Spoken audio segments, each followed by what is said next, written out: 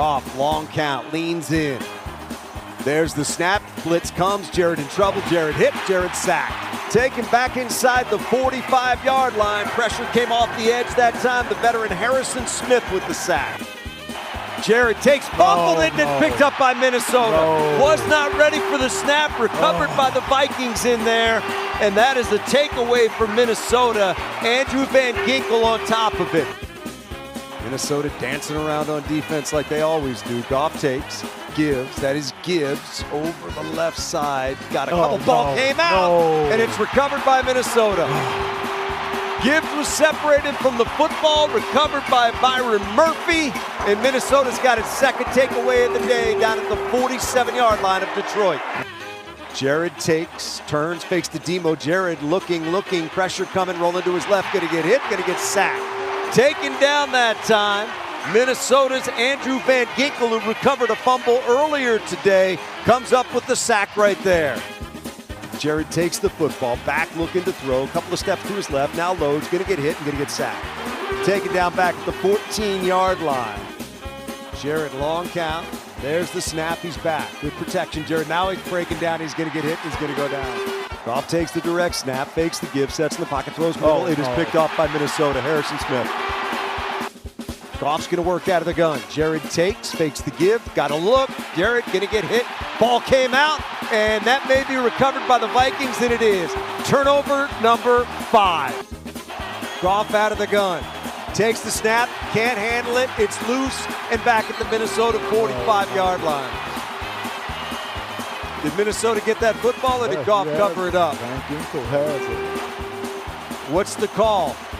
Looked like Goff was on top of it. Are they going to say it's squirted away? On the field is a backwards pass recovered by Minnesota. First down. Well, good afternoon, everybody. Yep. It's been nice being sober for about 5 minutes today, but that's about to end. It is happy hour at the Voice of the Thumb.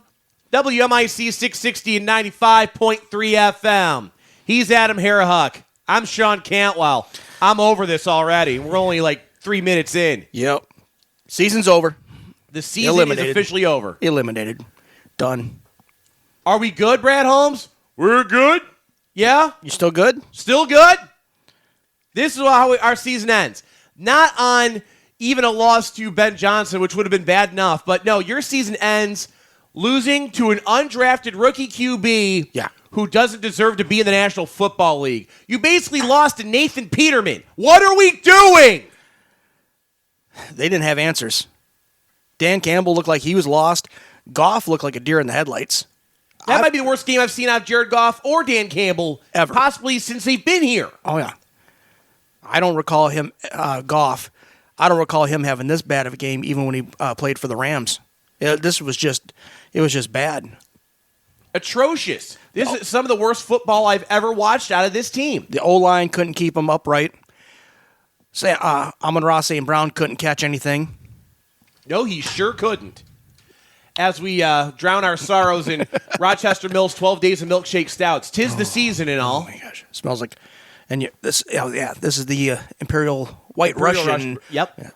Yeah. Smells like inside of a Borders. I remember going there. Never bought anything at Borders, but I like to hang out there. Probably one of the reasons they closed. Right. I probably bought more music at Borders than I did books necessarily because, as we all know, I don't know how to read. Well, their music selection was primo. In deep. I mean, you can find hard to find stuff in there. Yeah, more so than a lot of places. But yeah, this is basically how we're drowning our sorrows today.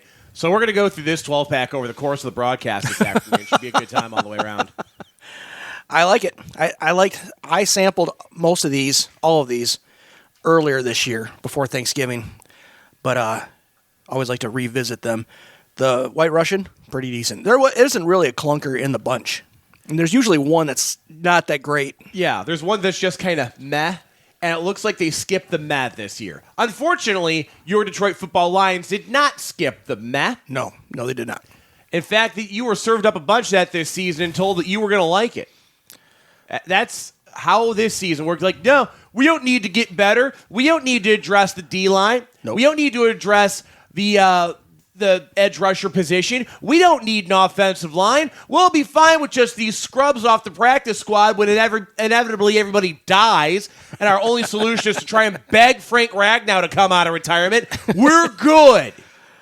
I hate this team so much. They broke our hearts. You broke my heart. And quite frankly, this next offseason is going to be the referendum on Brad Holmes' entire tenure here in Detroit. Yeah. Like, that man should be on the hot seat. 110%. Like, I will judge this thing based on this next offseason, and if he still doesn't address this stuff and we see these same issues again, I want him out of here. I'm kind of getting over the Dan Campbell thing a little bit too, honestly. I'm okay with Campbell, but he needs an OC. He can't double duty. No, he can't be his own offensive coordinator and play caller. Their OC this year was not good. He deserved to be up in the press box. But Campbell can't be doing both. They need a legitimate OC this year. Goff, I don't put a lot of blame on him, but he needs protection. He needs a better team around him. Yeah, and I feel like this week I found myself arguing with a lot of people who were Jared Goff haters, shall we say, who are not fans of Goff. Sure. Like, it came up a lot on the other radio show here this week. It's been rather interesting, to say the least. Like, I'm sorry, Jared Goff's not solely responsible, or even I would say mostly responsible for the problems here. No. I mean, last night's game, he was bad. Like, this was possibly the worst Jared Goff performance I've seen all season. Right. He got sacked 5 times. Some of those were his fault, some of them very much not. He turned the ball over 4 times. Yep. At least one of those fumbles is on him. The pick is on him. The other 2 fumbles are on your garbage center. This, was it Kingsley Agwakin or whatever? Like, I want that guy off the roster now. Yep. Like, why on earth did you start him over Graham Glasgow? I know Glasgow's not the best center in the league, but he was at least healthy, and you know what he wouldn't have done? He wouldn't have snapped the ball so badly you fumbled it twice. Right. At least you wouldn't have had that. Why is this guy even here? Why is any of this project crap on the roster still here? Yeah, Giovanni Manu hasn't played one game as a starter so far in this league. Basically was a project guy, but it's not like we knew that Frank Ragnow was going to retire. Oh, wait, we knew it for 2 bleeping years? Yep. Oh, that's right. They're probably going to be similarly caught off guard when Taylor Decker retires this offseason. They're considering that a done deal. There's a lot of people are saying he is donezo. It sounded like it. And if you're holding out hope that Frank Ragnow is going to come back and be your shining white horse, shining knight on a white horse next season, good luck with that. Grade 3 hamstring strain. He wasn't even ready to play when he said he was ready to play. Like, you can't count on this stuff. You can't count on this at all. No. They have to address it. It has to be addressed, and it has to be addressed soon, like as soon as this offseason. No more you don't have the luxury of going and trading a bunch of picks for an Isaac Tesla anymore. You don't have the ability to do that because you have so many spots that need to be addressed, things that need to be fixed, and that need NFL-ready guys now. You don't have the luxury of drafting a guy for special teams who's going to sit in your practice squad for the next 2 years. You need a lot of help, and you need it now, or if your competitive window's going to not just slam shut. Yeah. And Brad Holmes just doesn't seem to get it.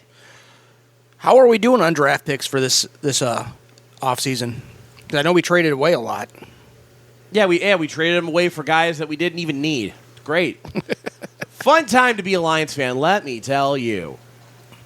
I'm trying to pull up because you mentioned about Tesla. We traded a lot up to get him. Yeah, you traded multiple third-round picks. You've got you're drafting, as of right now, 16th in this upcoming draft, which has you taking a cornerback out of Clemson. We'll see about that. I don't know if that's even your biggest need.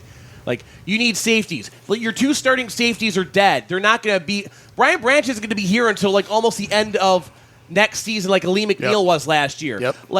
You're going to be missing Kirby Joseph probably for a lot of next year, too. You need to address that position.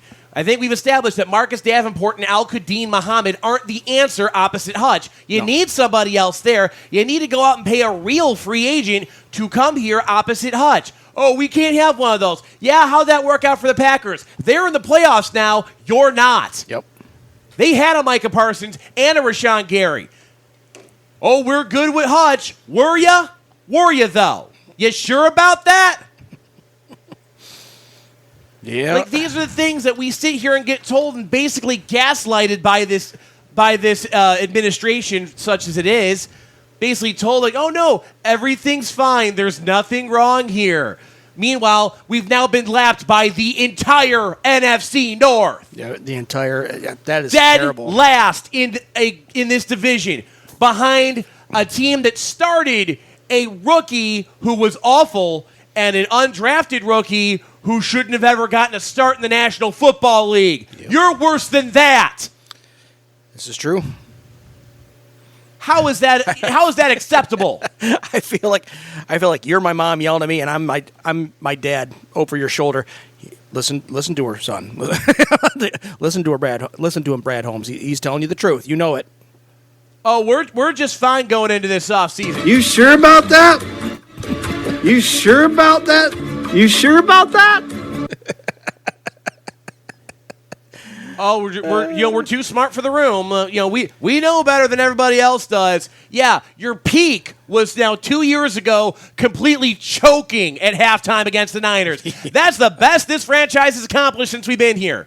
Yeah, bounced by a rookie QB last year in your first game of the playoffs. That was the last time you won a playoff game. Was before the season where you blew it in the NFC title game. That's what we have to sit back and hang our hat on. Yep. Lovely. It's 1993 all over again. Cool. Yay. All right. Once again, Washington, ending your playoff hopes. Sweet. Where's Wayne Fonts when you need him? Oh, Good no. Lord. Oh, jeez. You went there. I absolutely did. It's that kind of a day today, guys. Yeah. I'm sorry. I am fully just into it and over it. Like, everything that could go wrong did for you, with the exception of your defensive line, which didn't actually look terrible. Like, that was the only good thing that happened. But let's be honest. Your passing defense looked good because you were playing a dude who was never supposed to start a football game in the National Football League. Of course you look good against Max Brosmer. Max Brosmer wasn't supposed to be anything.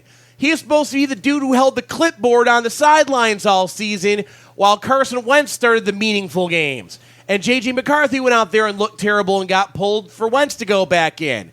So of course you look good. He's trash. You should have looked good. If that D-line didn't look good, I want Aiden Hutchinson's contract revoked right there on the spot.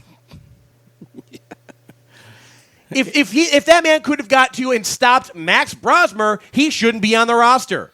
Good. You did what was expected of you. You did the bare minimum. Cool. Got 5 sacks on a dude playing his first football game ever in his life. Great. Everything else was garbage. Yeah. Your secondary got called for a bunch of penalties. You had a run that they just completely botched that ended up putting the game away. You basically had everything that could go wrong did. Up to and including the coaching. I don't know what the play calling even was. At least the issues that we've had with Dan Campbell versus, time management, what to do on fourth down, the go for it calls weren't as bad, but the play calling was atrocious. How have you not figured out that the running game isn't doing anything? How is he the last person on earth to figure out that you don't have a functional running game because you don't have a functional offensive line? Like last week you were held to a grand total of 14 rushing yards? How is it literally everybody else in the league, including the team you were playing against yesterday, figured this out, but you haven't? How is that possible? Like, someone explain it to me like I'm 5. Beyond ridiculous. There's no reason that to have gone that route. Like, at that point, you basically have to air out the ball every time because clearly the rushing, like the one time the rushing actually went right, honestly, you could argue that Montgomery did not have that first down or that on 4th and 2. Yeah. Like, when you look at it, that was borderline at best, and you got lucky they made the call in favor of you in the first place because there was not enough unquestionable evidence to overturn that in your favor had it gone the other way. And looking at it on the field and looking at the replays, I would have said he didn't have it. You got lucky there. Yeah, it looked like he didn't have it. I was for sure they were going to call that back. And they are so fortunate that is what happened. Minnesota only had 3 passing yards the whole game.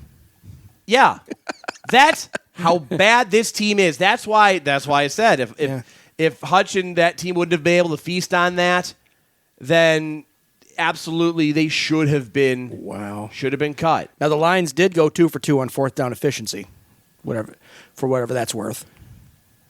Well, again, great. One of those things was, again, a call that was probably a bad call, honestly. It was a bad call. Finally went in our favor. Not used to seeing that, honestly. Nor am I, but these. Here we are. Yep, that's that. Here we are. 3 passing yards. That's what you came up with. Yeah, that's what Yahoo said. Yeah. My God, this really is the worst of all possible things. Like, everything about this is just trash. Yeah. Like, now we're sitting here with a week to go in the season in a game that basically means nothing. Doesn't mean anything for Chicago. They've already clinched the division. Yep. Doesn't mean anything for the Lions except pride. And I don't even care about the pride at this point. You clearly showed you don't have any of that when you went out there and just blanked all over the field against the Vikings. Yep. Like, what pride is there even to play for at this point? What does it even matter? Who even cares? Like, I don't know. This team is trash and looks every bit like the last place, the worst team in the NFC North, which they now officially are. God, I was so tired, by the way, of hearing that stupid horn go off every time the Vikings did something. Like, that was getting so annoying by the end of that game. I just wanted to beat, rip that horn out and beat somebody over the head with it, man. Yeah. It was so bad. I'm just stunned right now at how awful this team played yesterday with its season on the line. Like, this was supposed to be a gimme of a football game. This was supposed to basically be the thing that got you back and psyched you up a little bit for this weekend against or next weekend against Chicago. This is supposed to be the game that got you back on track. Instead, you proved that you weren't up to the task, that you're not up to playing quality teams in the NFL, that you're not who you thought you were. Nope. Certainly not who Brad Holmes thought they were. Nope. And now here we sit for the first time since 22, just waiting for the season to end, even though there's still another week. Like, we're already looking ahead to mock drafts, dude. Yeah. This is where we're at. I thought we were done with this. We found ourselves back. Maybe this is the wake-up call. One can only hope. One can only hope that this is what finally gets this team woke up and turned around and gets Brad Holmes thinking about things like free agency, drafting positions of need, drafting good players who are ready to start now, and not drafting a bunch of projects that are going to start on special teams in 3 years. Right. Things like that.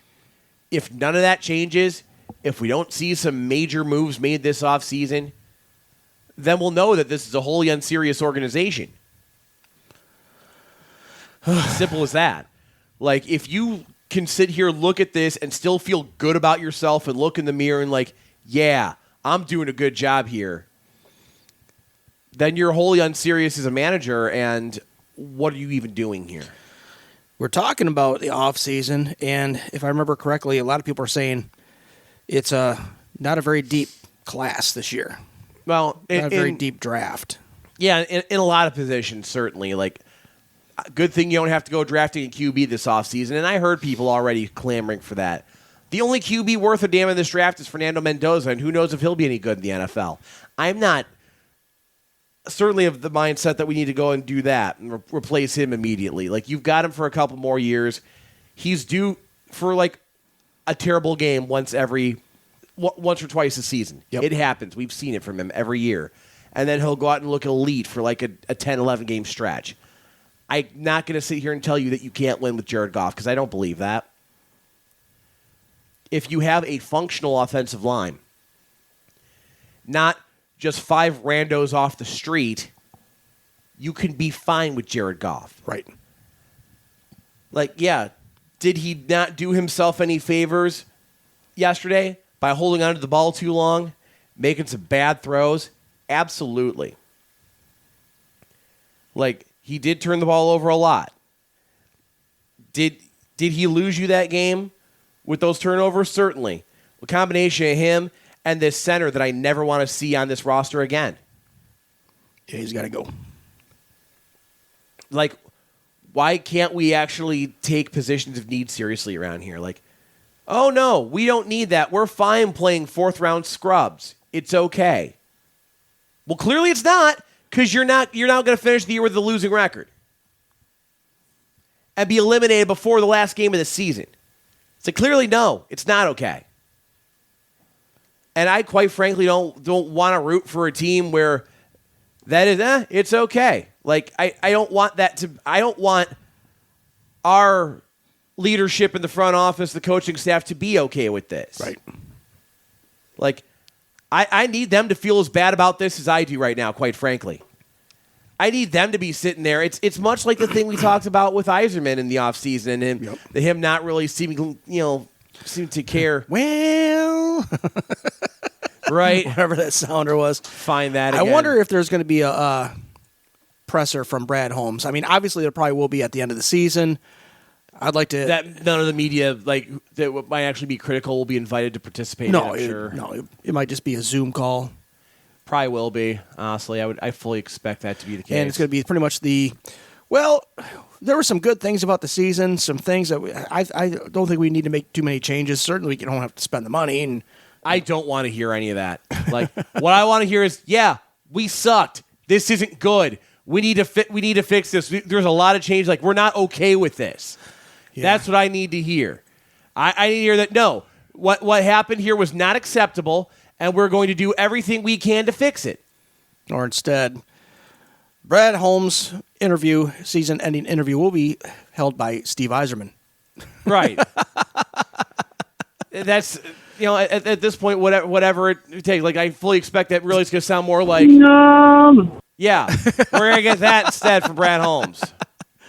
More of that, and we're good. You sure about that?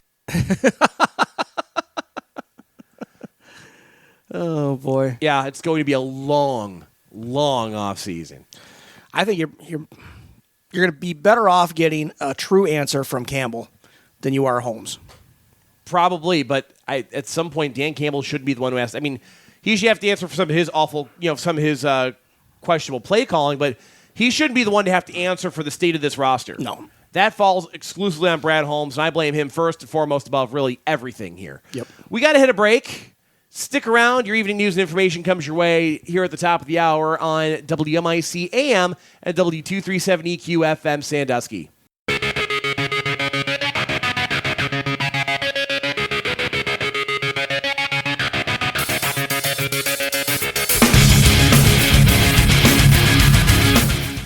We are back and ready for round 2 in more ways than one here on Happy Hour, the voice of WMIC 660 and 95.3 FM. Yeah, yep. As we go and sample the 12 Days of Milkshake Stout because it's the only thing that's going to make me feel better about my lousy football team right now. I'm glad it's back this year. I am too. I missed this. Like, this was a fun little tradition that we used to spread out over multiple shows when we were still doing a 5-day-a-week thing. Yeah. That now we have to cram it all in one afternoon. So, hope you don't have any plans tonight, Adam, because you're not going to be making them. Well, I'm going to be hanging out with Joey. Got to watch him tonight. Well, there you go. You can watch your kid drunk. It'll be fine. Oh, yeah. So this is the peanut butter cup. Oh. Milkshake Stout. This is really good. And I can't even say the word peanut butter around my wife because, with the whole allergy thing. But she's working tonight, isn't she? Yeah, she's working. Oh, then you're safe. See, I'm glad we did this today then because you're not even going to see her until 3 in the morning. Yeah, I'm sure I'll brush my teeth between now and then. I don't know. Is this the time of the week that you do? Yeah, it is. Yeah. Friday nights, yeah. Okay. That's good. I get the sandpaper and chisel off a week's worth of plaque. Right? Just chip away at that. Now get the jackhammer out. It's a good time for everybody. Pretty decent. They're 12-ounce cans this year. Usually they're 16s. And they're still charging like they were 16s. Yeah. There is that, but I like the all black can though. It does look pretty aesthetically pleasing and whatnot. Yes, and there's a good peanut butter beer. Yes, very much so. A hint of peanut butter. It doesn't smack you. It doesn't feel like you got hit in the face with a peanut butter jar. Yeah, sometimes I like it heavy on the peanut butter. Like you didn't get to sample it at our wedding, but a buddy of ours from Brooks Brewing down in Shelby. Yep. Brewed us, gave us a keg of peanut buddy porter, and that to this day, rest in peace, Brooks Brewing. I miss that place. Closed down? Yeah. Oh, that sucks. Sold it a year or two ago. That, for my money, best peanut butter beer on the market. That I do like I like peanut butter. We did our best to kill that thing. Didn't end up killing it all before they came back to take it, unfortunately. I saw the groom hugging the keg as they're trying to pull it out of there. It was really kind of sad. Yeah. Oh, I want it. It's kind of depressing, actually. But since I know some of you out there are still holding Christmas get-togethers and whatnot, we do have some interesting, unsolicited advice to do today. Oh, yeah. Mostly because, if I talk any more football, I might give myself a heart attack. So let's move on to doing what we do best, shall we? Ruining lives. Perhaps I've already screwed that bit up 6 ways from Sunday. We'll find a way to fix it. Just go ahead and start wherever. We'll edit that in post, won't we? Yeah. Anyway, it's time for Sean and Adam's Unsolicited Advice, where real people with real problems send real questions to real advice columnists. Unfortunately, we get our hands on them. We intercept, and quite frankly, I think we do a better job of this than the people who get paid to do this crap for a living, despite how bad that intro was. Isn't it irresponsible of us to do this judgmental thing when we're so upset? Probably, but when have we ever cared about being professional? This is true. We probably also shouldn't be giving this advice while drinking, but here we are. Let's dive right into this, shall we? Yep.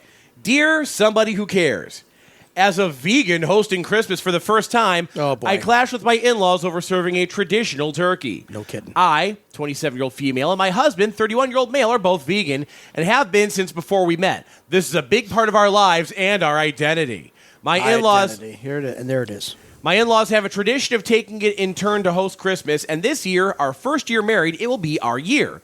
Every year, the family gets a large turkey and other meat or dairy products.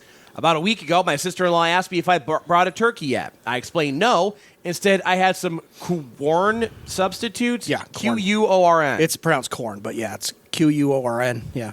How are you making a turkey out of corn? Anyway. Yeah. She acted sort of uncomfortable, and a few days ago, her and my mother-in-law confronted me and said it was fine for me to not eat meat, but if I was going to host, I needed to at least let her buy and prepare the turkey to bring. Yep. I said no. My husband spoke to me and said it was very important to him and his family to have a real turkey. I said it is my house, and I can decide what I do and do not want in it. My husband and I argued, and he said it is his house, too, and he's allowed to let his family stay and enjoy Christmas dinner. Yep. I told him no one is coming into the house with anything unless we both agreed. He called me selfish, and I refused to let us host. As of now, sister-in-law is going to host, and while my husband is going, I'm choosing not to do so. He's saying I'm being selfish and forcing my beliefs onto his family. Am I in the wrong here? Yeah. Your husband is completely right. You are being selfish. You're making it all about yourself. If you choose to be vegan, that is your lifestyle. That is your choice.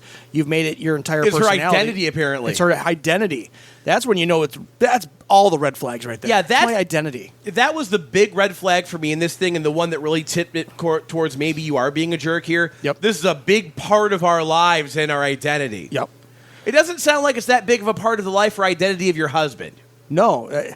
Well, he's vegan, but he's probably not a militant about it. She's trying to get everybody to... She's trying to inconvenience people because she's vegan. She expects everybody else to live vegan. Well, they're under her roof. But she knows she's not the family. She's the host.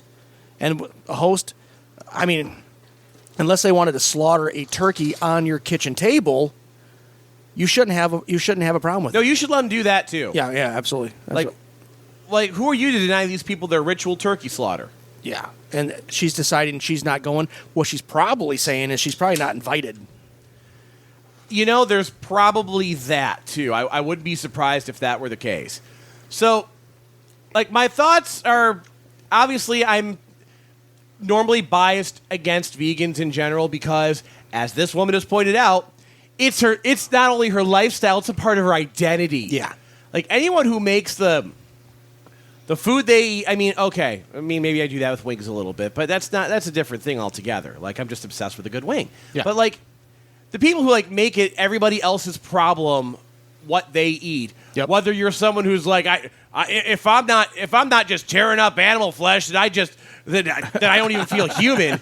Like, yeah, you're a weirdo too, dude. Yeah. And those dudes almost always, wear trucker hats and sit and lift pickup trucks wearing sunglasses delivering the real news. Yes, absolutely. God, that trope's come up a lot on this show lately. Especially now that you have a lifted truck. So yeah. But no mirrored sunglasses. True. And I haven't seen you deliver the real news yet. I don't know. I don't know the fake news. I don't know the real news. I don't know news.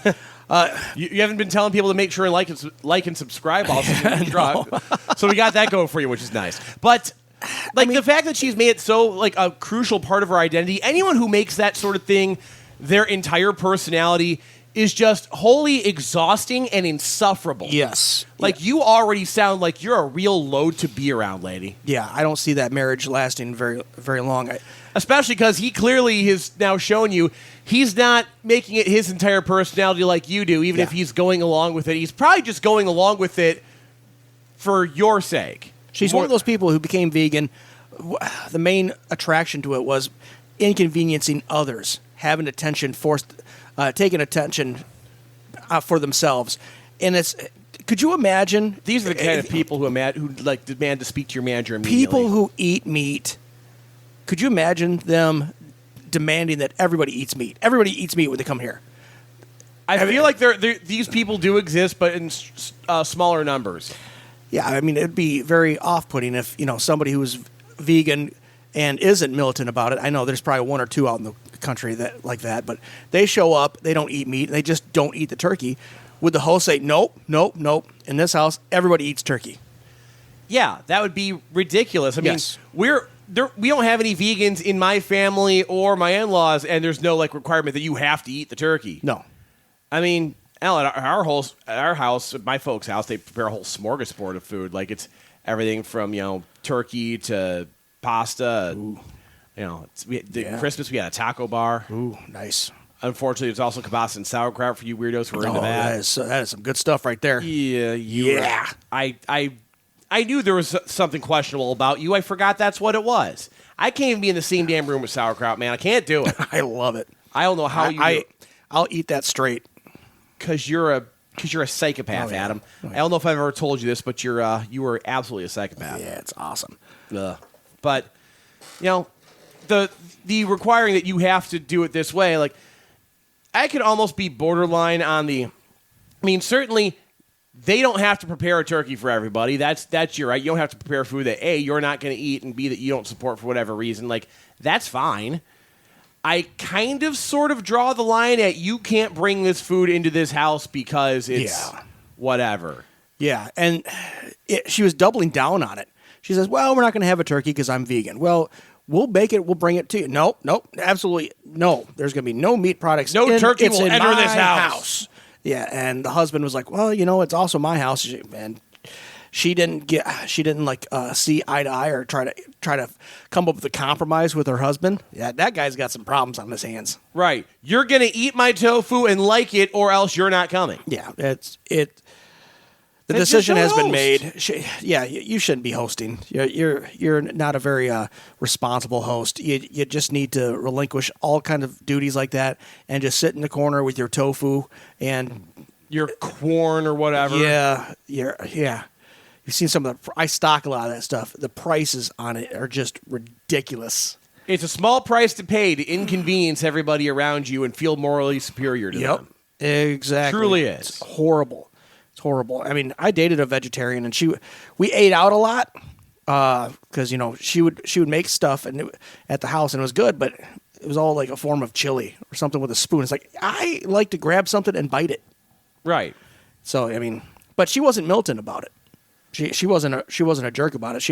She would just casually mention that she's vegetarian and eat accordingly. But so I mean, she wasn't like the writer here who sounds like a real just drag to be around. She probably has it in her head that everybody's going to come in there, eat her tofurkey or whatever, and the corn turkey and be miserable, and she'd just be folding her arms, nodding her head, and saying, "Yeah, I did that. I ruined everybody's holiday." And she'd be the happiest person in the world to do that. Oh yeah, absolutely. Because what if she got her way and everybody showed up and had that tofu stuff, and all of a sudden they loved it. They liked it. Now they're all vegan, and they've decided they're all going to come up with better recipes than her. She probably realized, oh, I'm not special now. I don't like it. Now I'm not a special snowflake anymore who's just a so unique individual. Yep. I'm so glad that you turned us all onto the vegan lifestyle there, Caitlin. I'm sure her name's Caitlin. We appreciate you so much. In fact, we're going to go up a notch, and we don't eat anything that casts a shadow. We think Caitlin, you're kind of gross with your food choices that just completely out liberal them. Damn, I was flaming on that side as a kid, and I love my meat products. I love meat. I love dead animal. I do. I'm It's as the liberal best. as they come, but I'll bite anything. Right, like I'll give me all the meat. Yep. We'll have the meat. Yes, yes. That's how this is gonna work, man. Oh, absolutely. I don't. Turkey, chicken, seafood, beef. I mean, don't get me wrong. You can keep your Bear. turkey. Your turkey just ain't good, but Turkey's good on occasion, mainly Nah. Thanksgiving, and that's it. I like sliced deli turkey. the fact that we only eat turkey like once, twice a year is really proof that it's not as good as everybody says it is. Yeah, right. Like I'll tell you, what we did for Christmas at the at my in-laws? Steak. Prime rib. Ooh. Oh, God, yes. Oh, let me tell you. Now that is a Christmas tradition I feel like everyone should get behind. You can't go wrong with Christmas steak. You really truly can't. Good healthy sized baked potatoes. Oh, yeah. And just You're making me hungry now. yeah, you and me both, dude. I haven't eaten yet today. I really should have Really should have done that. should have done that before we got into this fun, huh? So, in summation, You're a horrible person, and no wonder no one wants to come to your house. you have a lot of baggage that you need to unload. Clearly. And stop being a load. Hope this helps. Yeah, one can only hope that it does. So, with that said, we've cracked into yet another one of these. Yeah, and you've got the label turned on me, so I'm Chocolate orange. Chocolate orange. Okay, okay. I thought it had like a little citrus taste to it. Yeah, Pretty good. Yeah, I don't taste a whole lot of orange in it, but At the good very beginning, it tastes like a citrus, but then it dissipates to a nice chocolate milkshake stout. okay, yeah, I can kind of see it. Very much in the beginning, in the nose, and then a little bit on the end. Yep. I also learned something else yesterday at my folks' Yeah. Christmas dinner. That you were adopted? Sadly, no. No. What I learned was apparently Blue Moon makes a non-alcoholic now, Do they really? and it's honestly better than regular Blue Moon.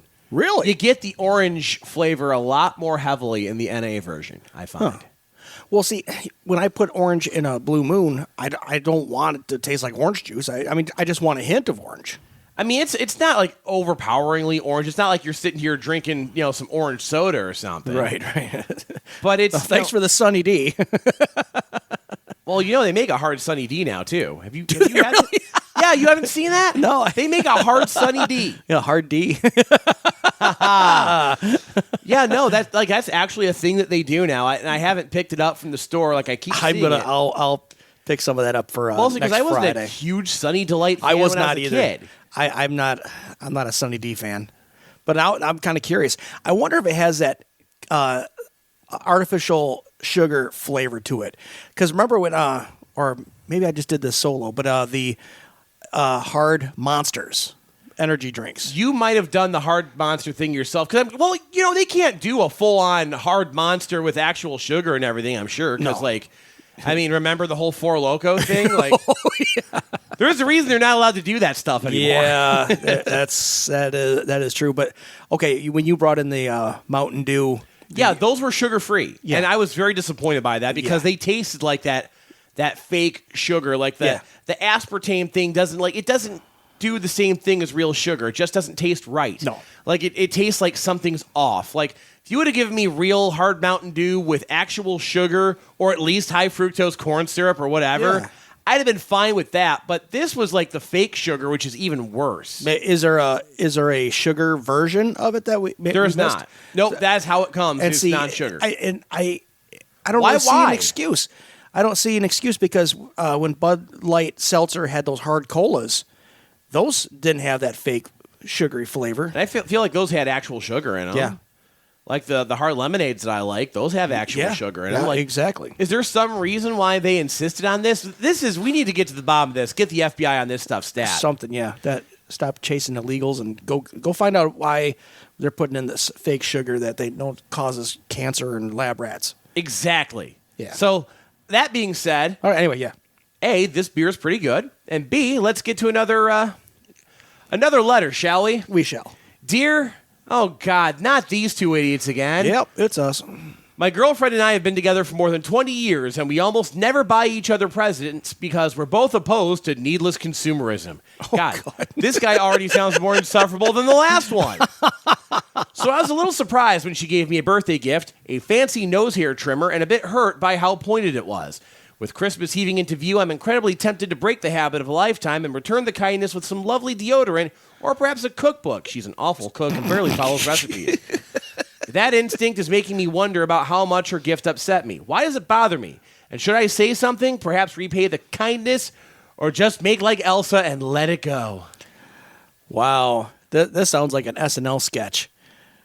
Two hippies who are buying each other stuff. Oh, here, a nose hair trimmer. She's giving you a hint, dude. Sounds like there's an Amazon forest growing out of your nose. You know, get her a razor for her armpits. You know that's hairy. Hi, honey. Happy Merry Christmas and and all that. Yeah, here's a gift for you. Yeah, it looks like you've got Tina Turner in a headlock. You might want to shave that down a little bit.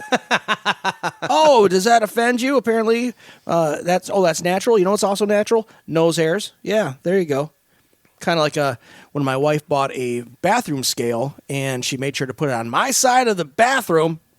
Really? Yeah. That is the kind of thing that if you did that for her, you wouldn't be here right now because you'd be dead. I'd be dead.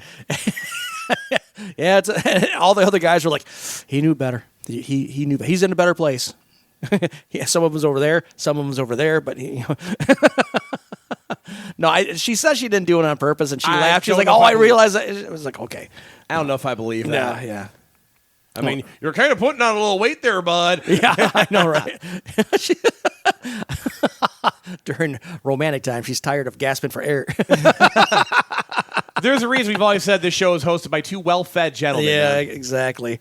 So, I mean, for her to break tradition and get him a Christmas gift, that's okay, fine. But then such a very special, like, not special in the isn't that special? More the very focused thing. I mean, I don't know. It's get her deodorant. We know what he's trying to say, right? Well, counterpoint to this. No, like, honey, I love liver and onions. I just don't want you smelling like it.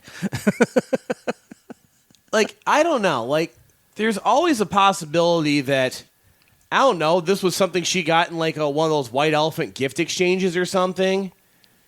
Like, I don't like, there's some way that she came into this, like she didn't go out necessarily and purchase it. Right.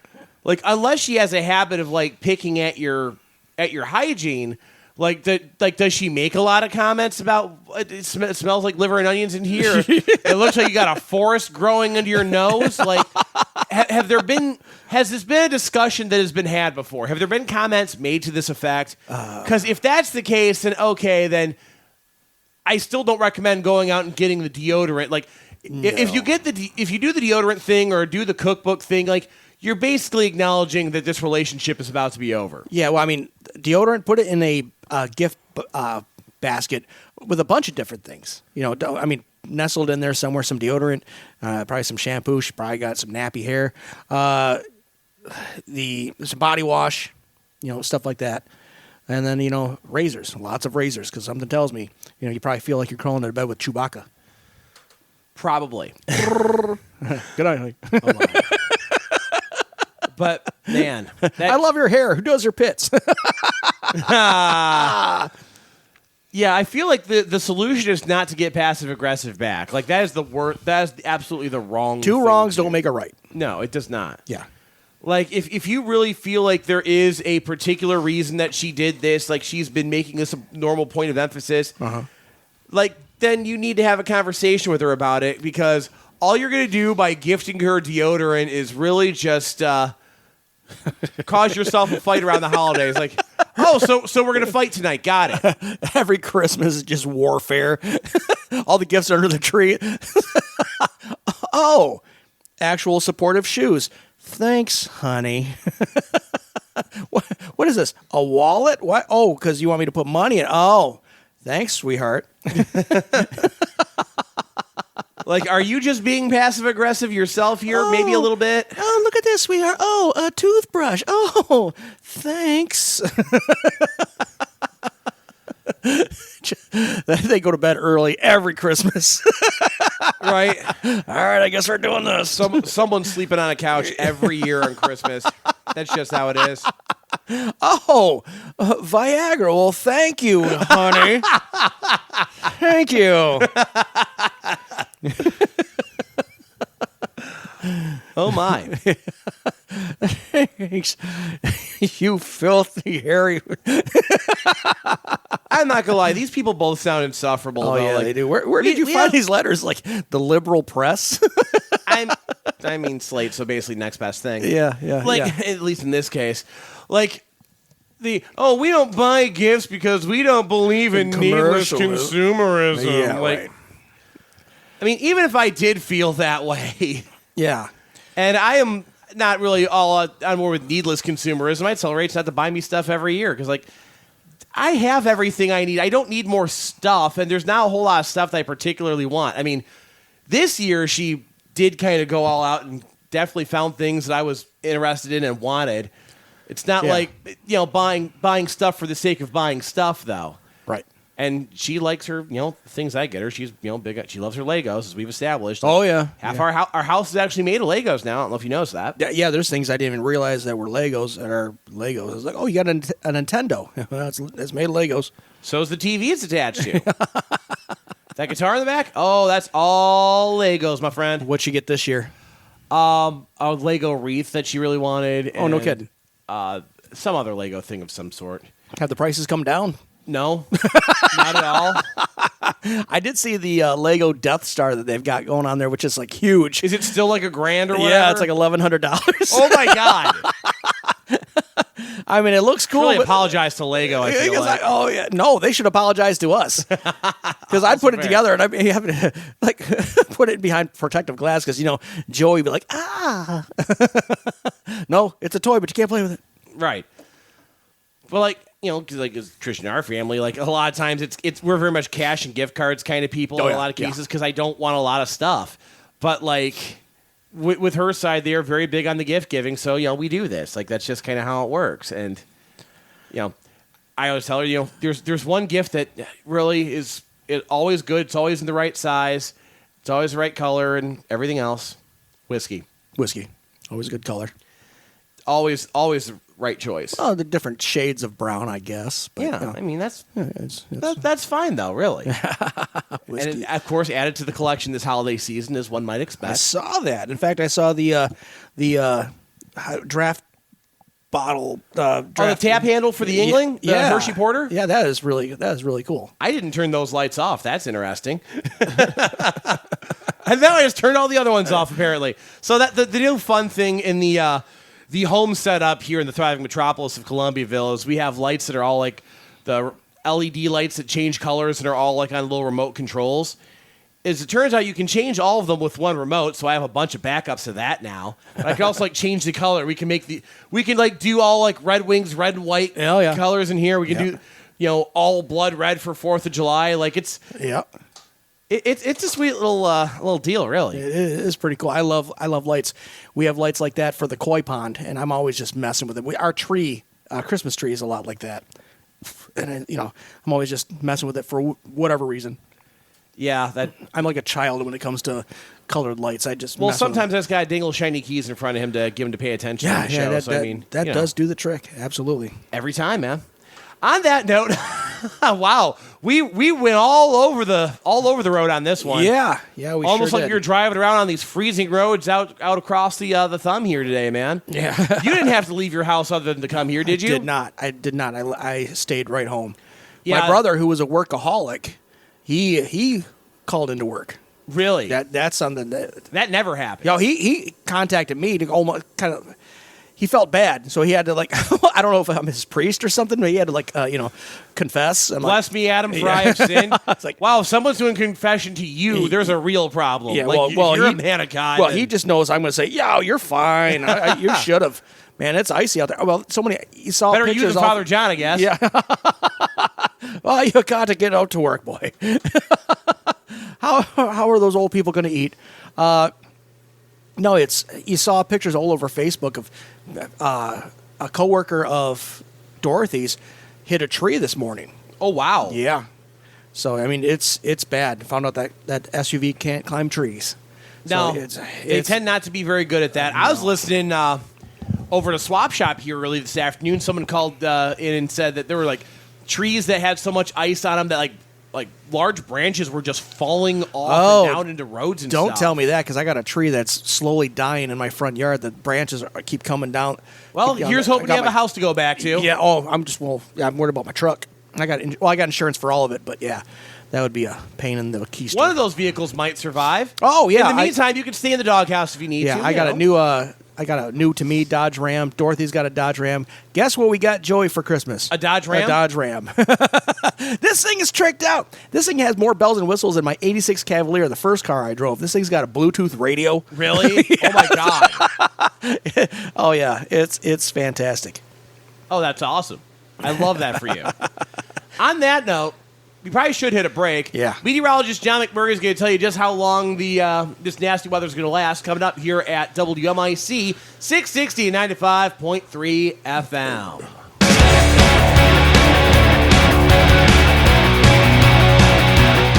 Dude, I'm not even going to lie to you. I don't even want to do the picks today. I don't either. I'm kind of done. I was kind of done a couple weeks ago with this team, with the NFL in general.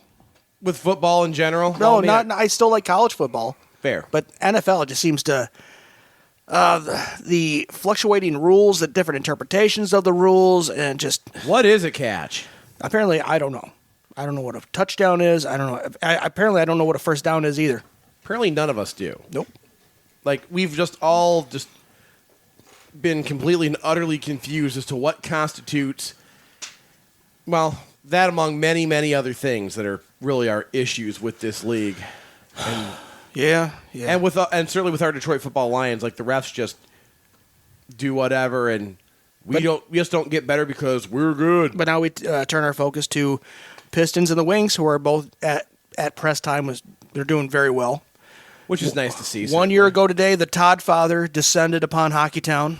Was it a year? The anniversary? Yep, 1 year the Todd today. Fatherversary. The Todd Fatherversary, yeah, something like that. So they take on the bunch of jerks tomorrow.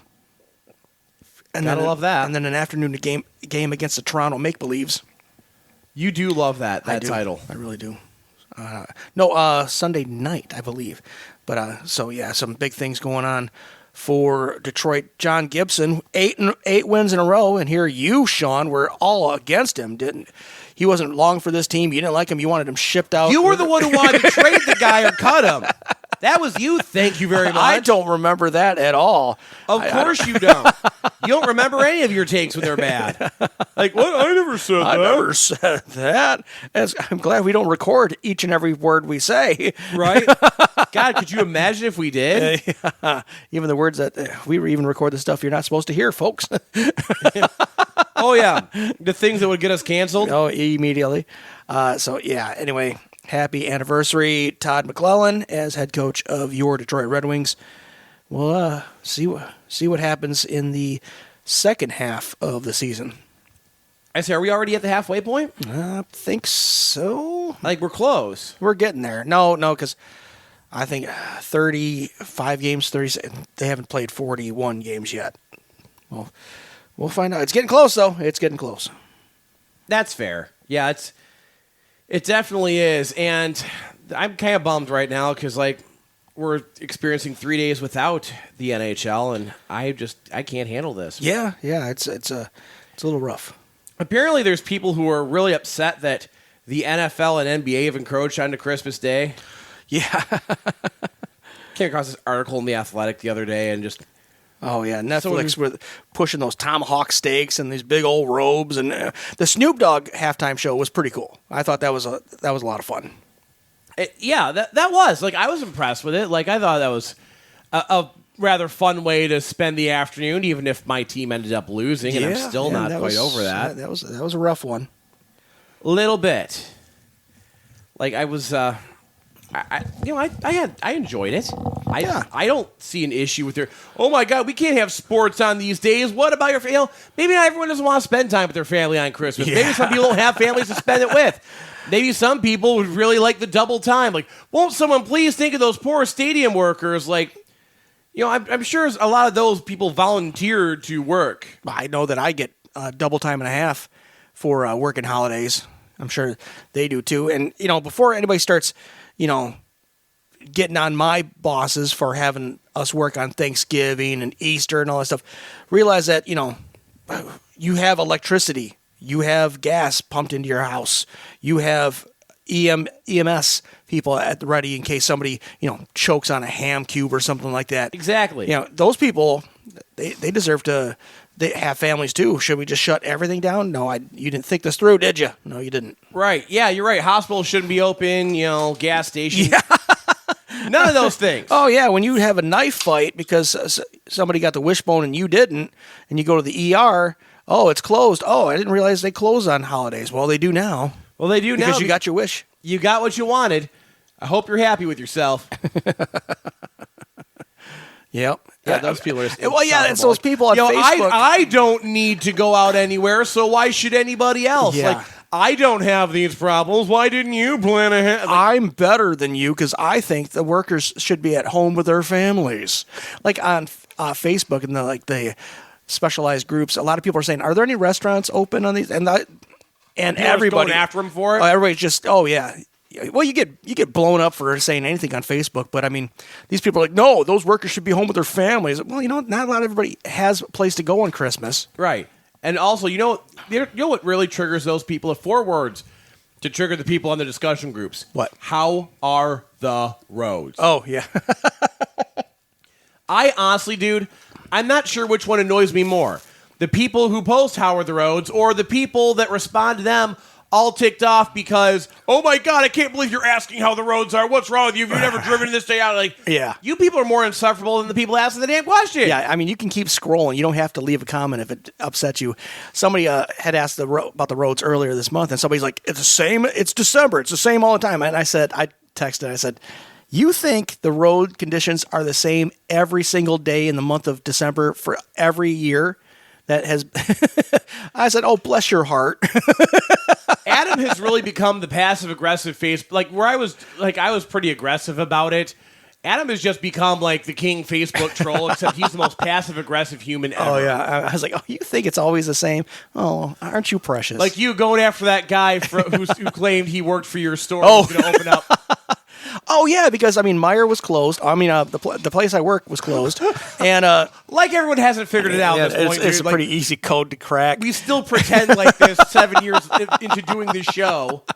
Or, no, God, longer than that now. Yeah, I work at a place that's rhymes with hire. If I keep talking about him, it's going to be a rhyme with fired. Yeah, he says, Meijer's open. I'm the store manager. I'll open it up for you. Yeah, he's having a blast. He's laughing his keister off. There's probably some people out there that'd be like, my kid's sick. I need medicine, and he'll be like, okay, I'll meet you there. And here you are, got to protect the brand. Yeah. I was like, yeah, he was a real goofball. He was really having I hope he got the attention he was sorely needing. Well, clearly he did, thanks to you. Yeah. And a lot of people are like, oh, bless your heart. That's awesome that you would open it. Yeah.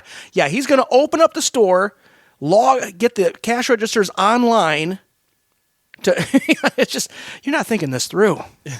I don't think he really cared. That's He probably the just thing. wanted a bunch of people to say, oh, bless your heart. You're just an awesome human being. He's thinking, you know what? I am a human being. I'm a great human being. I am a human being. I don't have a job. I don't work at all. But, I'm awesome. If I was running this store, I would definitely open it for people. No, you wouldn't.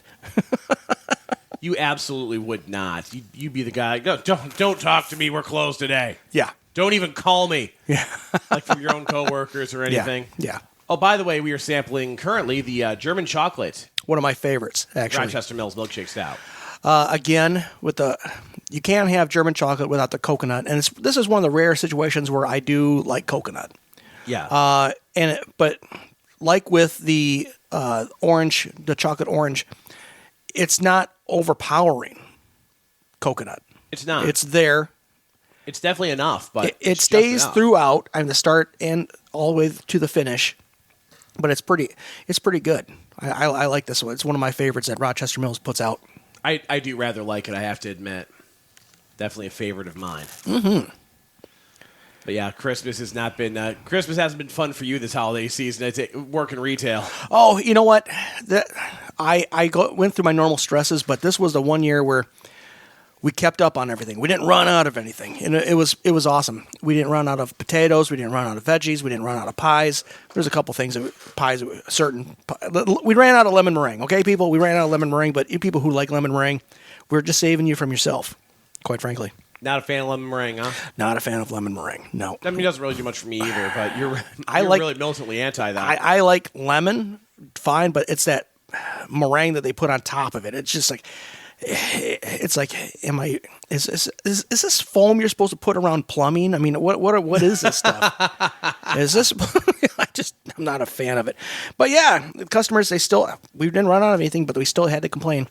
Came up there, oh, you have the diced potatoes, and they can't just say I need diced potatoes. They got to tell you that they're going to make cheesy potatoes. Like, that's what everybody's using it for, but they think that they're the first person to think about it. Yeah, no one's ever thought of that before in their lives. That's really impressive, actually. You guys don't have. You guys have the diced potatoes because I make cheesy potatoes with it, and that's great. I'm thinking, all right, cool. We won her over. She's like, yeah, you have it. Last year you didn't. You were completely out. I was here 5 times, and you never. I was like, so are you happy or not happy? Like, I'm really confused here. Like, why are we still complaining about last year when clearly we fixed the problem? Well, I mean. It was a residual part of that drought that we had that ceased production for Ore-Ida potatoes and Meyer potatoes, and we couldn't get it in. It was very limited batch that we could allotment that we could get. When we were out, we were out. I didn't realize that.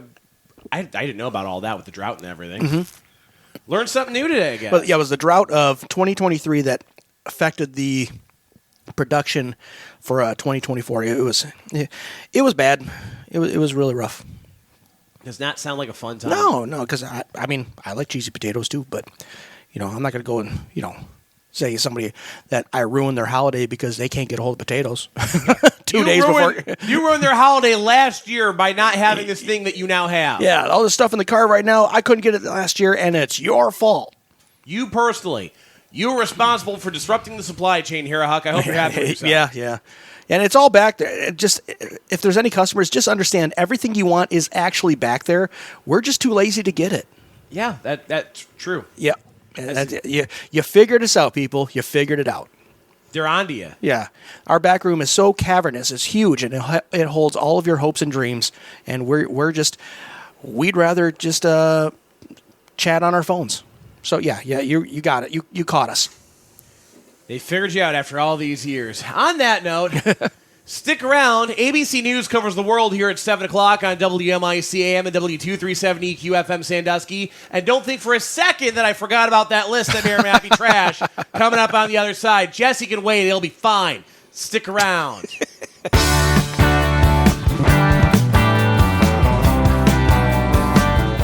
Well, we were going to go ahead and get into this list as trash, but apparently we have breaking-ish news here. Michigan football has a new head coach. Kyle Whittingham. The longtime Utah head coach. 21 years. Is coming to coming to Ann Arbor. That kind of, I'm not going to lie, surprises me a little bit. Like, the fact that he stepped aside there after over 2 decades. Yep. I figured for sure he was a lifer there, and he was retiring. When he stepped down, is because he was retiring. Yeah, there was a lot of rumors, and then the rumors kind of subsided. But he is coming to Michigan. He's actually going to be. He's flying into Orlando for the Citrus Bowl. He's going to be on the sidelines with Michigan when they take on Texas. Really? Yeah. I bet Biff Pogge's just gotta love that because well, I already knew I was probably getting the boot, or I wasn't going to get the interim tag, but my replacement's going to be sitting here on the sideline. Yeah. Cool. Maybe not on the sideline. Maybe he'll be up in the box, but I almost feel bad for him, except for I don't. I do like the timing of it as opposed to, almost like right before the season starts. So that way he can have more of his fingerprints on what is going on with University of Michigan. If we're to be honest here, you didn't have the ability to wait that long. No. To wait even really until the next window in the transfer portal opened up.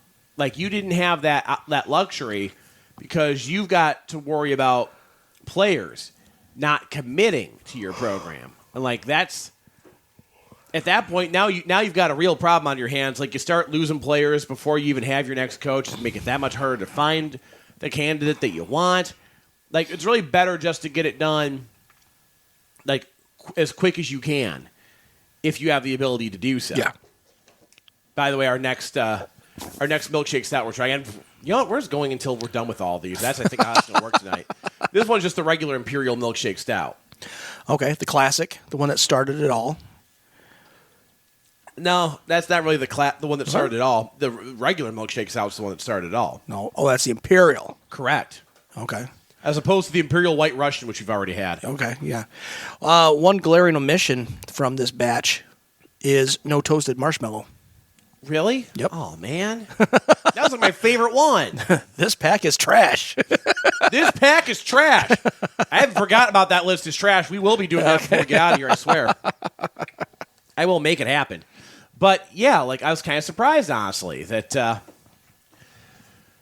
they made the hiring that they did because I didn't expect this guy to even want to go to another school. I figured he was done. I honestly thought this guy was done once he, once he was done at Utah. I figured, okay, he's retiring. He's hanging it up. He wants to go retire on his, to wherever and start a life after college football. And as it turns out, we were wrong about that. Right. Good on you. I mean, he's a good hire. What he'll be able to do with, real money in Ann Arbor I'll be rather intrigued to see, quite honestly. Yeah. I think he'll do fine. We'll see. I mean, I don't know. I mean, I feel like it is a good hire.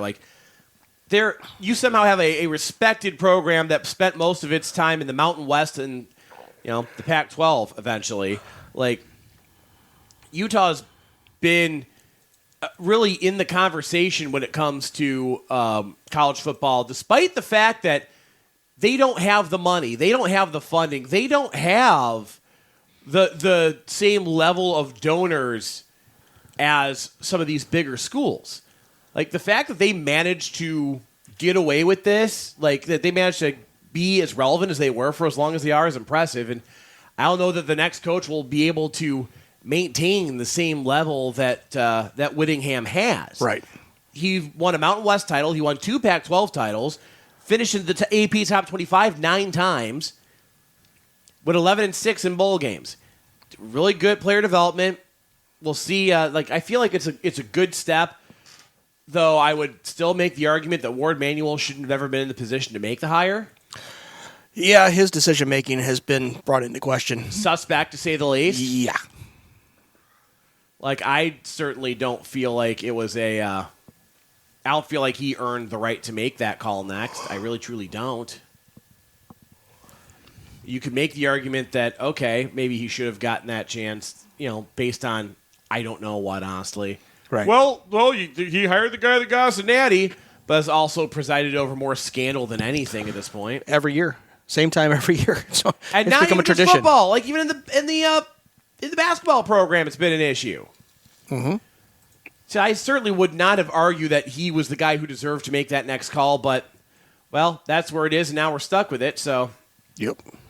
Guess it is what it is. But I do think it is a good hire. He's one of the more experienced coaches now in the entire conference. Like, he's a guy that probably should be will end up being a college football Hall of Famer. Whittingham? Yes. Okay. In fact, Michigan, even when they've played Utah, never beat him. Really? They took OSU to the brink in the Rose Bowl a few years back. Oh, wow. Like, he's very much I think he's stylistically the kind of coach you want. Like, he's a run first guy. You know, the school loves its 3 yards in a cloud of dust. Yeah. For what it's worth. And yeah, he's up there in age, but honestly, so are a lot of the guys who are like the good coaches. I mean, Kurt Cignetti's like older than him at 64. Like, Michigan really did quite well. Like, this is truly failing upward, if ever there was. Like, you somehow got a coach that you should not have been able to land, and by complete accident, upgraded. Good on you. So I wonder if that affects players in the portal. Like, oh, okay, well, maybe Michigan has something going on now. Yeah, that could be. That very well could be. We'll see how that really shakes out. I'm kind of curious.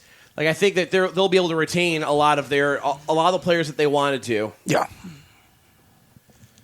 I really do believe that. Like, you're not going to worry about losing out on having Bryce Underwood jump at the transfer portal or something like that. Well, they came up with a name you all recognize. It wasn't like, okay, we're going to give this assistant a shot, or we're going to bump this guy up,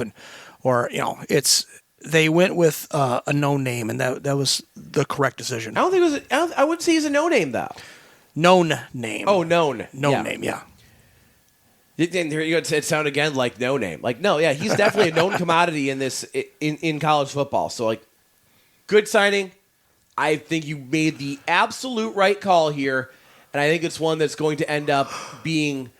I think it's gonna be a good move. Like, East, all of a sudden Ann Arbor, like, things are looking like you're not going to hit nearly the roadblocks that you thought you were. Yeah. Like, I really thought there was a good chance you weren't going to get the coach you wanted and we're going to struggle a bit next year. And now, once again, looks like I don't have that to look forward to. I mean, worry about. Here, I was thinking maybe we get a step up with the whole Pat Fitz thing, and now here you go right there and making that move. There'll still be a Sparty party. Don't you worry about it.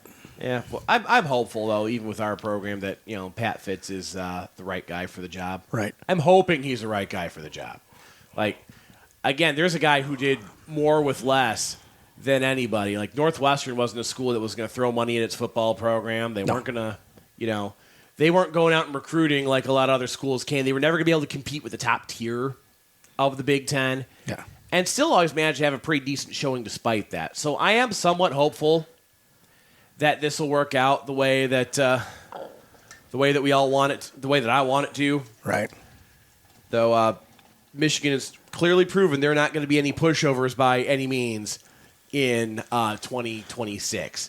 Let's go ahead and take one more break. We'll come back because I did want to get this list as trash in before we get out of here this afternoon. So it's fair. There's no sense in doing picks today. The Lions aren't playing, and you don't really care about any of the games that are going on this weekend now. No, I do not.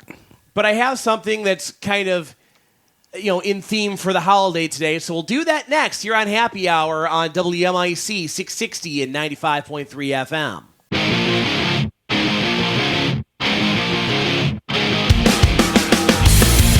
It is Happy Hour here on Boxing Day for our friends to the, east at the Voice of the Thumb, WMIC 660 and 95.3 FM. Yes, and that doesn't mean you beat up each other. It doesn't? Nope. I hear all this time I assumed that it did. Apparently I've been doing it wrong this whole time. Who knew? Apparently Boxing Day is started in England. It's when you give gifts to your servants.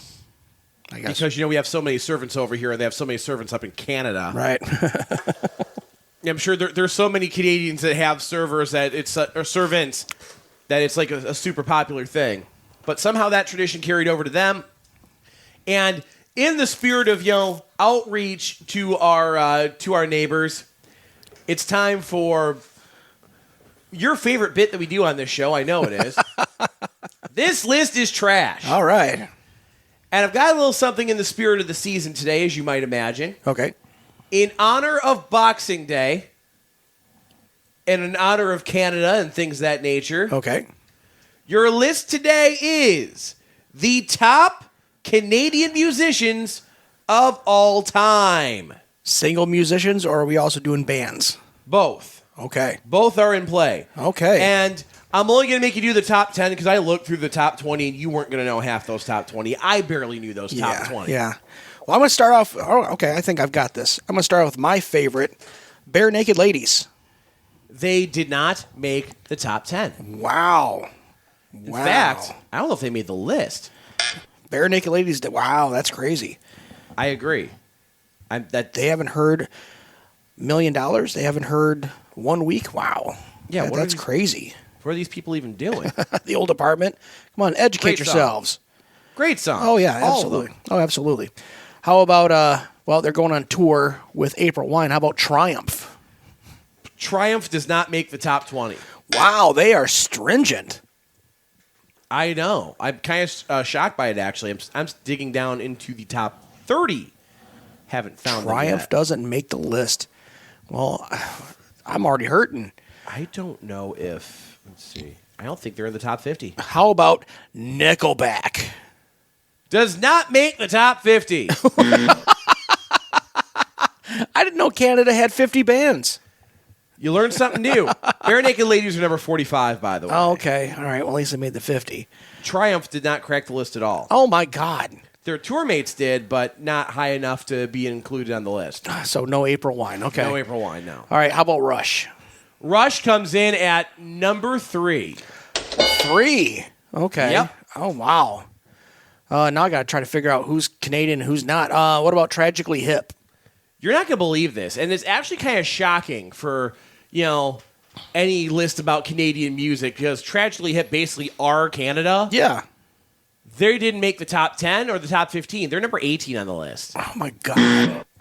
I'm as stunned as you This are. list is trash. Good job. You found a trashy list. Well, it's Rolling Stones, so what do you expect? Oh, Rolling Stone. They didn't put Tragically Hip that high? Oh, my God. I thought those aging hippies would have loved to do that. How about Alanis Morissette? Alanis Morissette comes in at number 9. Number 9. Okay. You finally have hit your first one of the whole damn game. Well, Rush. Rush is Rush. That's right. Yeah, they're number 3. So that they put 2 different acts above Rush. Correct. I already call BS on this one. And either one of them are the hip, which is even crazier. Yeah. I mean that is odd. How about? I'm kind of running low already on my Canadian bands. This is going to be a rough segment. I love it. Oh yeah, you're so much fun. Twist in the wind on this one. Oh my God, I'm here for it. Canadian. Jeez, Celine Dion. Celine Dion comes in at number 10. Okay. I wouldn't have rated her in my top 50. How about Tom Cochrane? Nope. Does not make the list. Come on, he had that one song. He had that one song. Had that one song. and then Rascal Flatts took it away from him. Pretty much. Made it a bigger hit. All right. I don't even know if they made it a bigger hit. I mean, I know that version because it's in the Cars movie and Joey loves that damn movie. fair. Okay. So, Canadian. Oh, Neil Young. Neil Young comes in at number 2. Okay. All right. I definitely top 5. I don't know if I have put top 2. Oh, I know who number 1 is. Yeah. Bryan Adams. No, as a matter of fact. I don't know if Bryan Adams made the list, actually. Really? Which I'm fine with. Wow. Bryan Adams, overrated.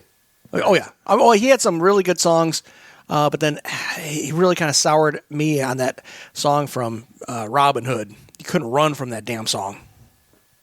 Oh, yeah. Everything I do it for you. Yeah, these awful power ballads. Is 30 on the list, by 30, the way. 30, wow, okay. This is going to be one of those situations where, like, oh, I didn't know they were Canadian. There might be a little bit of that. I guess I'm going to have to start fishing for some hints. Yeah, and maybe I would give you some hints, but I don't really want to. All righty. Okay. There's one country artist in the top 10. Canadian country artist. There is one rapper, one R&B singer who does like hip hop stuff, I think. A rapper, Canadian rapper. Oh, Drake? Yep, Drake comes in at number 5. Quite frankly, after this last year, he should probably be knocked out of the top 50 altogether. He did not do himself any favors. Agreed. Now I'm trying to think of like what artists perform at like, the Winter Classics. And, And I don't remember which ones do, to be honest with you. Is OAR? They're not Canadian. I'm just taking stabs in dark, man. You've got half of the top 10 so far. Yeah, I'm missing one. 1, 4, 6, 7, 8. Wow. Okay. And you said there was an R&B singer. Yeah. One whose name I make fun of a lot because of how stupid he spells it.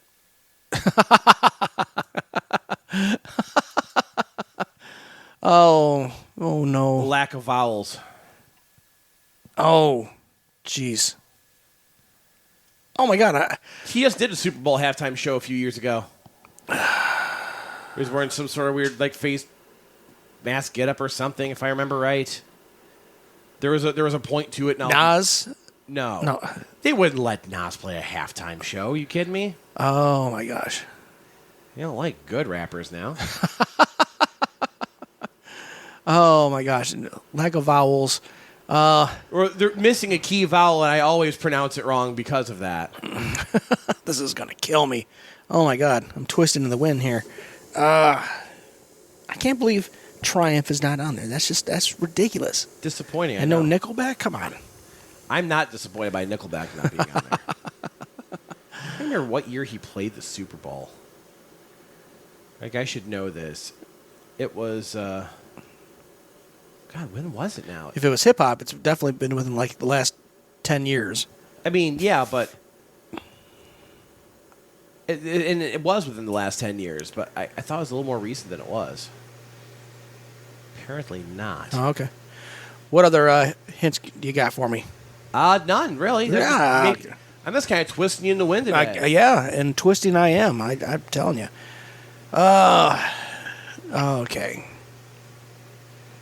Like, I've given you as many hints as I can on number 8 as I have to give you. Lacking vowels, R&B singer. Yeah. It's his name's not really a name per se. It's a title, I guess. It's a the something. The Weeknd? Yes, The Weeknd comes in at number 8. I didn't know he was Canadian. I always forget that too. 7, female country artist. Kind of a big deal, man. Miranda Lambert? No. Did she marry a hockey player? No, she married the guy who produced Back in Black. And most of Def Leppard's Shania discography. Twain. Yes, of course. There you go. Thank you. Number 7 Yes. on the list. Okay. Probably the biggest country export Canada's ever had, admittedly. Yep. All right. And still just a smoke show, too. So, yes. Number 6. They first burst onto the scene back in the, 60s or 70s as the backing band for one Bob Dylan. The band. They're Canadian? They're Canadian. I did not know that. One of their dudes is from, Arkansas. The other 4 are from Ontario. How about Bachman Turner Overdrive? No, though the Guess Who did make the list pretty far down. So you have 1 and 4 left. And let's see. Number 4. Okay. He's a terrible singer. God awful. How that man was ever allowed to record his own music, much like Bob Dylan. Whoever told that guy he could sing, really great writer. A lot of other people have done his biggest song better than him. It gets thrown out as a Christmas song a lot, even though it is not a Christmas song. You're giving me all the hints, and I can't. Jeff Buckley does the best version of it. Leonard Cohen? Leonard Cohen at number 4 on the list. And again, I didn't know he was Canadian. Yep, from somewhere in Quebec, Montreal, I believe. And you can't deny me, terrible singer. Oh yeah. I was thinking of somebody that he's Irish. No. Okay. So number one. I'm missing everything but one. Wow. Yeah. Okay. All right. What do you got for me? Help me out. Well, number one, she's a Canadian artist. Okay. From like the 60s, 70s. Okay. Solo, like. Oh. They referenced her on that 70s show. Oh my God. I can picture her. Oh, starts with a C? No. Okay. P. No. No, oh my God. I think the one hint I can give you would probably give it away for you. Then go ahead. No, I enjoy watching you twist in the wind. Oh too my much. God. Shoot.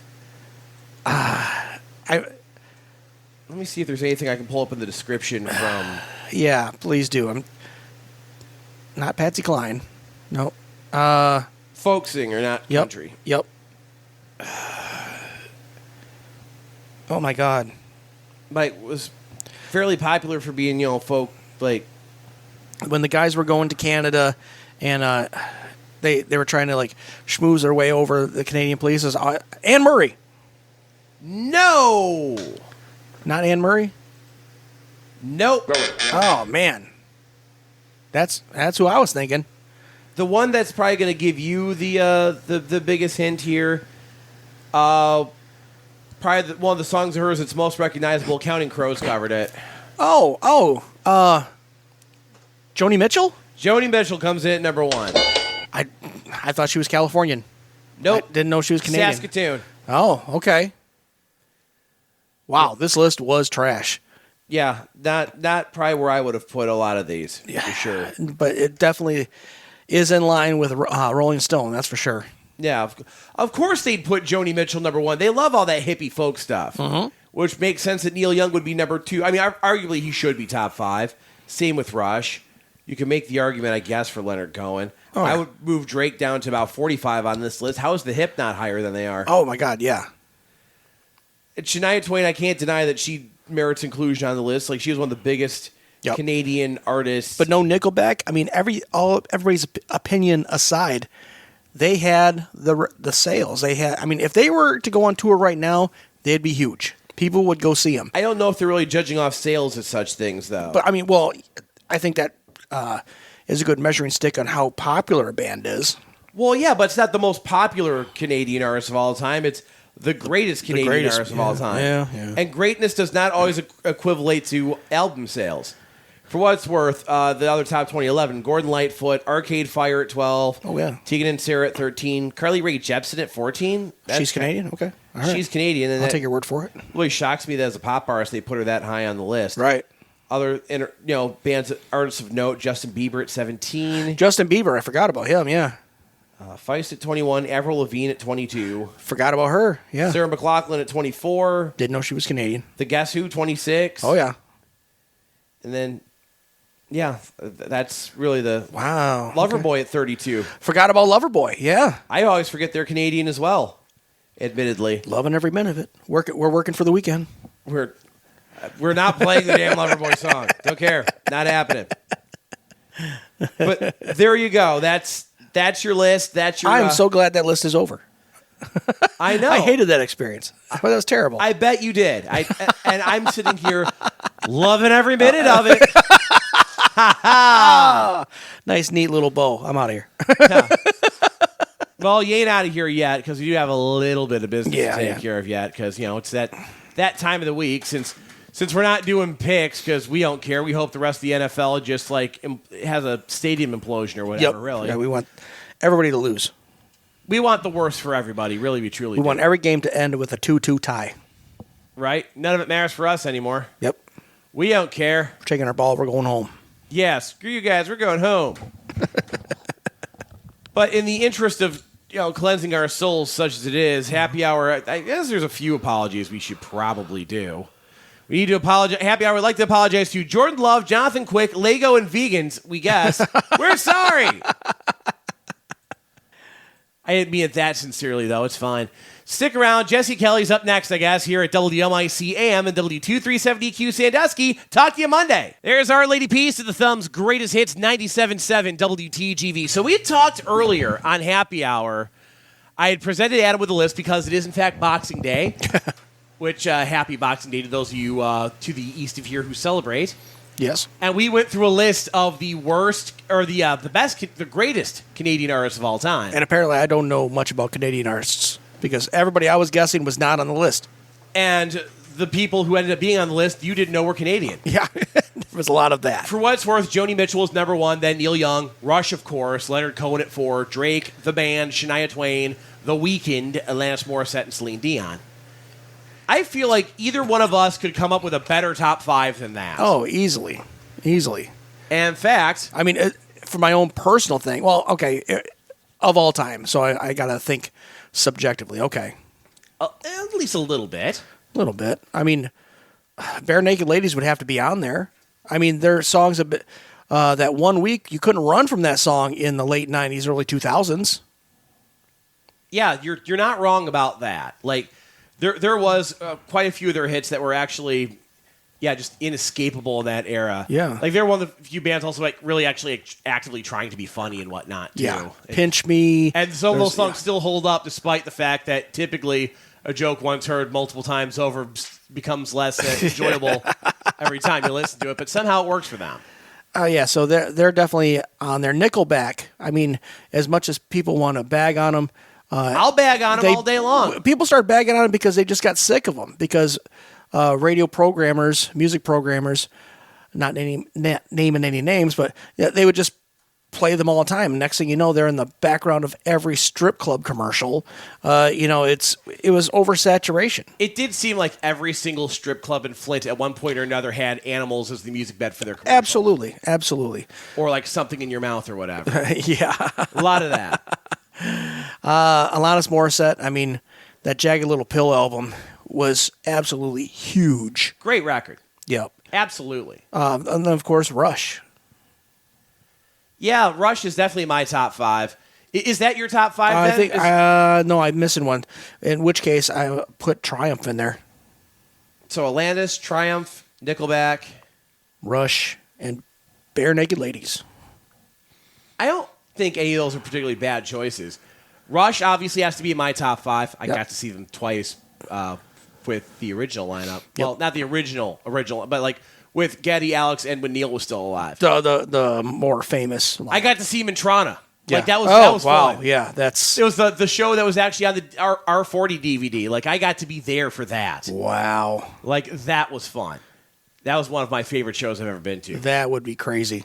The Tragically Hip has to be in my top 5. Yeah, Tragically Hip. Like they're the most Canadian band that ever candidated. Their songs were so insistently Canadian. Like every other song started with "I'm sorry." They're that Canadian. They were, but no, like seriously, every song they did it seemed like was about some like piece of Canadian history or something like that. Some references that only people to the north of us would get. Like yeah. It was like the Canadian History Minute, like it but like in musical form. Like so, they've got to be in the top 5. Oh, right? absolutely. Oh, yeah. If I'm going for personal taste here, I love me some Our Lady Peace and Always Well. Oh, yeah, absolutely. Again, in my personal top 5, Big Wreck would hit it too. Ian Thornley is one of my favorite singers, like of rock music, just in general. Oh, wow. Like, yeah. Really, truly, like the Canadian version of Chris Cornell, honestly. Like, he had that kind of range and could play guitar like no other, too. Wow. Like, I remember hearing, you may have heard this, like when Velvet Revolver was first getting put together, the supergroup with like all Scott the Weiland and members of GNR. Yep. Like that they had auditioned Ian Thornley as a singer or reached out to him, but the reason he didn't end up getting in is because he didn't want to not play guitar in the band. Like imagine going into a band with Slash and who was the other guitarist in that? Was it I want to say it was like Gilby Clarke or Izzy or whoever. No, it wasn't. Neither of those. Was it DJ Ashba? No, he was. No, he was with 6 Nikki a.m. Sixx's Yeah, thing. 6 a.m. Yeah. Like, but imagine going into that situation where you're gonna be playing in a band with Slash, and like, nope, I want to play guitar. If I can't play guitar, I don't want to be in this band. Can you imagine the cojones that takes? Yeah. To make that demand out of Slash? That is amazing, and I love that for that man forever. Well, why can't they have 3 guitar players? I mean, it's like... It was good enough for Leonard Skinner, yeah, man. right? Exactly.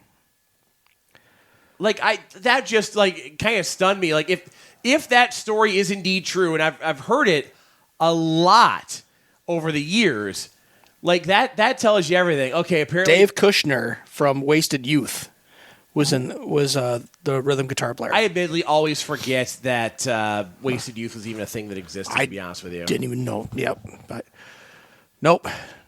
Still have no idea who he is. I just said his name, and I've already forgotten it. I feel like that's entirely fair.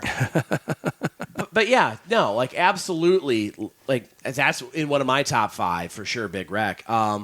Yeah. Who else would I? This is where it gets kind of tough because there's certainly a lot of people you could put in. Like you could argue Neil Young, certainly. I'm going to admit right now I'm not a Neil Young fan. I think he's too pompous. Even though he and I probably line up politically, it's just the way he comes about it. It's just so. I find him annoying. I'm not a really big fan of his songs. I don't like his singing voice at all. That's entirely fair. Now, if I'm to go completely like left field again and go for just completely subjectively personal taste, sure. Really, for me, City and Color has to make my top 5. Dallas Green from Alexis on Fire, like that. It's very like he actually his biggest hit was a duet with Gord Downey from the Tragically Hip, actually. Right. Like, goes from being, like, this super hardcore screaming band to, like, the exact opposite end of the spectrum, doing, like, relatively, like, you know, stripped-down acoustic folk stuff, and I'm here for every single bit of it, really. But, again, that's, you know, personally subjective top 5. Sure, but, sure. You know, let us know who'd make your top 5. Yeah, we want to hear from you. In the, let us know on the Say Like Broadcasting Facebook page. Would love to hear from you on that front. On the way, we'll hear from Ozzy coming up here at 97.7 WTGV. Going back to the classic side of the whole Canadian thing, there's the band in the wait here at 97.7 WTGV here on this Boxing Day edition of the program. And turning to more Michigan-like stuff, you've got a little local original music show that airs tonight here in about 40 minutes or so. Yeah, well, it's a rerun. We're doing reruns on this week, next week. Doing some of my favorite interviews from 2025. Last night was the interview I had with C.J. Roberts, originally aired in April. Tonight, I've got interview originally aired on May 2nd with the Kings of Strings. A great band. Yeah, you have to check them out. Good guys, good songwriters, and fantastic musicians. You'll love them. Now, did we have them for a Sessions concert series show this year? Yes. In fact, when it aired, we had recorded, just to save on travel, I think they came in, I interviewed the show them, that day? and then we went there, and then the interview aired afterwards. So it was pretty cool. Great band. Gotta love that. Yeah, good guys to have in the room. Also going to be on December 29th, going to be airing my interview with Skitchfall. December 30th, for you metalheads, I got Dug In, and then on New Year's Eve. Dug In, that's for those who, particularly in the Lapeer County area, features, among other things, former members of Bringing Down Broadway. Yes, absolutely. Big, in my high school days at Lapeer West, man, they were kind of like the big deal. They were like the big local band that came out of our scene, such as it was, which was very, very, like, it was weird, actually, because there's a lot of like, Christian metalcore stuff. Like Bringing Down Broadway, which was very much in the vein of like an As I Lay Dying. Yeah. And then, a lot of bands that sounded very in that similar vein, kind of playing our local venues. And I don't play any Bringing Down Broadway. I'm going to have to remedy that probably. We have some in the library, we do. I guarantee it. We do. You've I've got played my it before. entire discography of local music. On New Year's Eve, I've got Faded, and on New Year's Day, Mr. Denton on Doomsday. All coming up right here on the Film's Greatest Hits, 97.7 WTGV, 9 p.m. every night. Tune in. Didn't Faded just play a Sessions concert series They too? did, over the Hitchin' Post. And they brought the house down. They tore it up. Those 3 young kids, they know what they're doing. They really do. Like, I was rather impressed. And you've got another, if I remember correctly, another Sessions concert series show coming up soon, don't you? I do. I still have to. I have a Sessions Presents. This is not a Sessions concert series. It's kind of a gig that fell in my lap. With Slumlord Radio. We're in Fukushima daisies, a proper axe, and I'm spacing on the last band. I do apologize, but it's all taking place over at Tenacity Brewing, which I've never been, so I'm looking forward to that. But you haven't? Oh, dude, you're going to love that place. In March, I've got a Sessions Concert Series with Shade Zero, that's the Blue Sky Riley's band, and then Todd Stevens opening up. I still need to find a third band. Still looking for a third band, so if there's a band out there that plays their own stuff, get a hold of me. I did find, by the way, Zuggernaut is apparently the fourth band. Zuggernaut, yes, thank you. Who I'm not familiar with at all. I am not as well. I don't know if we've ever played them on the show. We may have to remedy that. I'm going to have to, yeah. Definitely. Definitely going to want to do that. So that's coming up February 27th over at Tenacity Brewing in Flint. Yep. And then the next one was March 21st. We're at Cascade Lounge, yeah. So looking forward to starting that promotion here soon. Be a good time all the way around. We'll hear from the Cars coming up at 97.7 WTGV.